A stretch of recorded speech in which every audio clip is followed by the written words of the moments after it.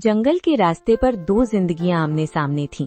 एक तरफ रमेश था, जिसकी सफलता की चमक चोरी और लालच से बनी थी, और दूसरी तरफ मोहन, जिसकी ईमानदारी ने उसे थका तो दिया था पर झुकाया नहीं था। रमेश को देखते ही मोहन ने अपनी फटी चादर सही की, पर रमेश की नजरों में छिपे तानों से वो खुद को नहीं बचा सका।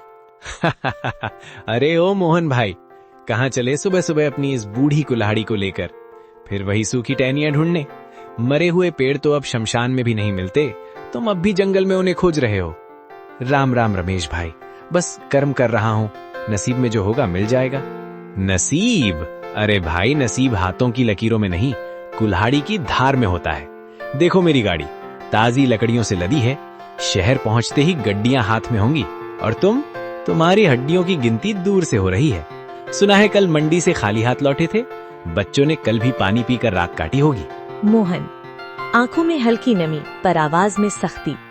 मेरे बच्चे क्या खाकर सोए, ये मेरी और मेरे रब की बात है रमेश, पर कम से कम उन्हें ये तो पता है कि उनका बाप किसी के हक की लकड़ी काटकर घर नहीं लाता।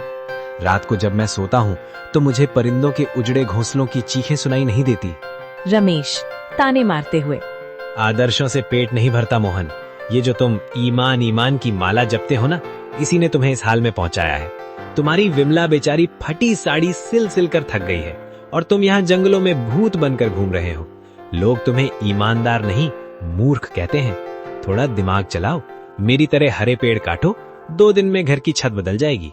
वरना याद रखना, भूखे पेट वाले की शराफत को दुनिया कायरता कहती है।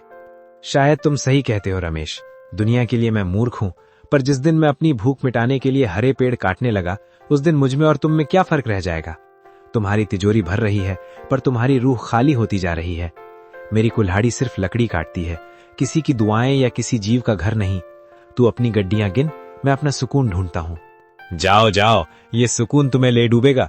शाम को जब खाली हाथ लौटोगे और नन्नू को रोते देखोगे, तब पूछना अपने इस सुकून से कि उसकी कीमत क्या है।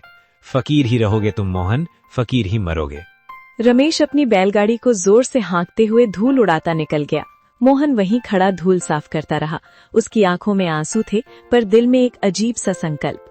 उसने अपनी कुल्हाड़ी मजबूती से पकड़ी और उस घने जंगल की ओर कदम बढ़ा गए, जहां आज उसकी परीक्षा होने वाली थी। सूरज अभी ठीक से उगा भी नहीं था कि मोहन की कुल्हाड़ी की ठक ठक जंगल की सन्नाटे को चीरने लगी। शरीर में जान नहीं थी। कल रात सिर्फ आधा गिलास पानी पीकर सोया था, पर हाथों में बच्चों के भूखे चेहरों की याद ने बिजली भर दी थी। पसीना माथे से बहकर आंखों में जा रहा था, पर मोहन रुकने का नाम नहीं ले रहा था। बस थोड़ा और। आज अगर ये गट्ठर बड़ा होगा तो शहर की मंडी में अच्छे दाम मिलेंगे। नन्नू के लिए आज सूजी ले जाऊंगा। बेचारा बच्चा कल रात रोते रोते सोया है, और दीपू की चप्पलें भी तो टूट गई हैं। हे भगवान, बस आज ही लकड़ियां बिक जाएं और कुछ नहीं चाहिए। मोहन बड़ी मशक्कत से लकड़ियों का एक भारी गट्ठर अपने सिर पर उठाता है। उसका शरीर कांप रहा है, पर उम्मीद उसे चला रही है।